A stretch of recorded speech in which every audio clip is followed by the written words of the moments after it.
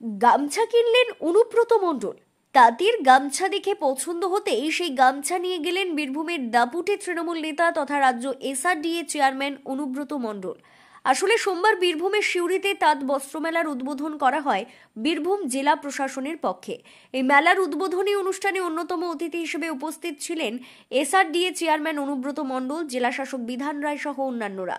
মেলার উদ্বোধনের পর অনুব্রত মণ্ডল মেলায় যে সকল তাঁতবস্ত্রের দোকান বসেছে সেই সব দোকান ঘুরে দেখেন এবং ঘুরে দেখতে দেখতেই হঠাৎ তাঁতের গামছা দেখে তার মনে ধরে যায়। আর তারপরেই অনুব্রত মণ্ডল ওই গামছা কিনে বাড়ি ফেরেন। মেলা প্রসঙ্গে অনুব্রত মণ্ডল জানান, খুবই ভালো জিনিস একটা, তাঁতিদের সুবিধে। গামছা কেনা প্রসঙ্গেও বলেন, মন হলেও গামছা কিনে নিলাম। এটা তো ডিএম সম্পূর্ণ উদ্বোধন করেছে এবং ডিএম খুব কাজের লোক।